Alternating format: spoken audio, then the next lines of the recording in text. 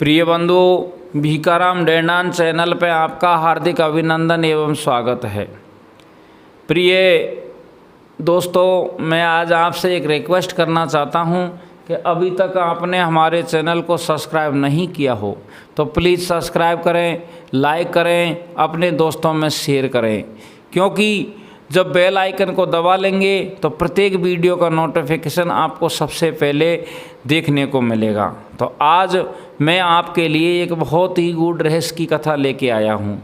वो कथा इस तरीक़ा से है कि दैत्य गुरु शुक्राचार्य थे, वो एक आँख के कैसे हुए, एक आँख उसकी किसने फोड़ी, इस विषय में बात करेंगे। तो चलिए दोस्तों, कश्यप ऋषि के 13 पत्नियां थी और 13 पत्नियों में से एक दिति और एक अदिति थी। तो दिति के दानव हुए थे और अदिति के देवता हुए थे। इस तरीक़ा से दिति के हिरण्याकश्यप और हिरण्याक्ष का जन्म हो जाता है। तो हिरण्याकश्यप के भक्त प्रहलाद का जन्म होता है और भक्त प्रहलाद के विलोचन राजा का जन्म होता है। विरोचन के भक्त एक पुत्र पैदा होता है जिसका नाम बलि है, और बलि ने ऐसा राज्य किया कि देवतान का इंद्रासन भी जीत लिया। इंद्रासन जीतने के बाद में वो एक यज्ञ करता है और यज्ञ संपूर्ण हो जाता है। उसके बाद दूसरा यज्ञ करता है। इस तरीक़ा से वो कई यज्ञ कर लेता है, कई यज्ञ करता है। तो एक दिन शुक्राचार्य बलि राजा से कहता है कि महाराज, राजन, एक ऐसा यज्ञ मैं आपको बता रहा हूँ, इस यज्ञ को करो। अगर ये यज्ञ संपूर्ण हो जाएगा तो तीनों लोकों में कोई भी आपको हराने वाला, आपको युद्ध में जीतने वाला, आपके वैभव को नष्ट करने वाला कोई भी देवी देवता नहीं रहेगा। तो दैत्य गुरु शुक्राचार्य की बात को मान करके बलि राजा है जो यज्ञ का अनुष्ठान चालू कर देते हैं। इधर को सारे देवता घबरा जाते हैं। देवता घबरा करके ब्रह्मा, विष्णु, महेश, इंद्र सारी इकट्ठे हो जाते हैं। सारे इकट्ठे होकर के आपस में बातचीत करते हैं कि क्या किया जाए। दैत्य राजा है बलि, जो बड़ा ही बलवान है और उसने इंद्रासन को भी जीत लिया है और यज्ञ भी कर रहा है। अगर ये यज्ञ संपूर्ण हो गया तो उसको हराना मुश्किल हो जाएगा।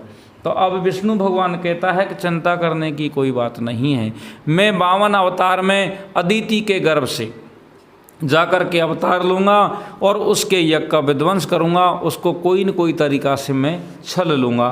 तो विष्णु भगवान है जो देवताओं को धीरज बंधाता है। इधर को शुक्राचार्य है जो यज्ञ के आचार्य बन जाते हैं और बलि राजा यज्ञ चालू कर देते हैं। उसी टाइम पे विष्णु भगवान है अदिति के गर्भ से अवतार लेकर के 52 रूप में विष्णु के दरवाजे पहुंच जाते, बलि राजा के दरवाजे पहुंच जाते हैं। बलि राजा के दरवाजे जाकर के पहुंचते हैं और जाकर के दान मांगने की चेष्टा करते हैं, अलग जगाते हैं। तो बलि के दरबारी पहरेदार उसको दान देते हैं, लेकिन वो मना कर देता है।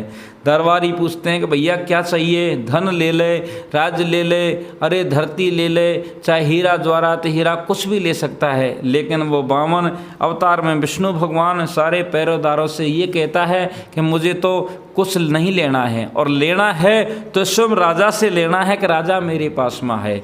उस टाइम पे बलि राजा यज्ञ पे बैठे हुए थे। जाकर के पहरेदार बलि राजा से कहते हैं। तो बलि राजा बड़ा दानवीर था, वो सत्यवादी था, पराक्रमी था, सूरवीर था। वो तुरंत खड़ा होकर के यज्ञ से और वो 52 भगवान के पास में पहुंच जाता है और 52 भगवान को देख करके बड़ा मोहित हो जाता है, उनके चरणों में स्पर्श करता है और कहता है कि हे ब्राह्मण देव, मांगो, क्या वरदान मांगना है, क्या दान लेना है, जो कुछ चाहोगे वो आपको अवश्य मिलेगा। तो भगवान मन ही मन प्रसन्न हो जाते हैं कि अवश्य काम बन जाएगा। तो वो कहते हैं कि अगर आप दान देना चाहते हैं कि पहले 3 वचन भरो। तो बलि राजा है वो 52 अवतार में छोटे से बच्चे को 3 वचन दे देता है। इधर को शुक्राचार्य भी यज्ञ से उठ करके और जा कर के वो दृश्य को देखता है। जैसे ही वो दृश्य को देखता है तो सारी माया को समझ जाता है कि ये साधारण बालक नहीं है, ये पंडित नहीं है, ये वैकुंठ निवासी, अरे लक्ष्मीपति, ये विष्णु भगवान है। ये अदिति के पुत्र के रूप में जन्म लेकर के अवतार लेकर के 52 अवतार में यहाँ आया है और बलि राजा को छलना चाहता है। और मेरा परम कर्तव्य बनता है कि मेरे शिष्य के प्राणों की रक्षा करना, मेरे मेरे शिष्य के देश की रक्षा करना, मेरे शिष्य के वैभव की रक्षा करना। तो शुक्राचार्य बलि राजा को समझाते हैं कि महाराज ये साधारण इंसान नहीं है जिसको तू दान दे रहा है, ये साधारण पंडित नहीं है, ये 52 अवतार है लेकिन स्वयं विष्णु भगवान है। तो बलि राजा अपने गुरु की बात को ठुकरा देता है और कहता है कि गुरुजी मेरे भाग्य देखो, जो मेरे दरवाजे साक्षात विष्णु 52 अवतार लेकर के दरवाजे आए हैं और याचना कर रहे हैं, मेरे से दान मांग रहे हैं, तो ऐसे भाग्य मेरे कब हो सकते हैं। मैं इस बात को कभी भी नहीं ठुकराऊंगा और तेरी बात को नहीं मानूंगा, मैं अवश्य इसको दान दूंगा। तो बलि राजा कहता है कि मांगो, क्या दान मांगना है। तो अब 52 अवतार में विष्णु भगवान मांगते हैं कि मुझे एक छोटा सा घर बनाना है, आश्रम बनाना है, रहने के लिए 3 पग ज़मीन चाहिए।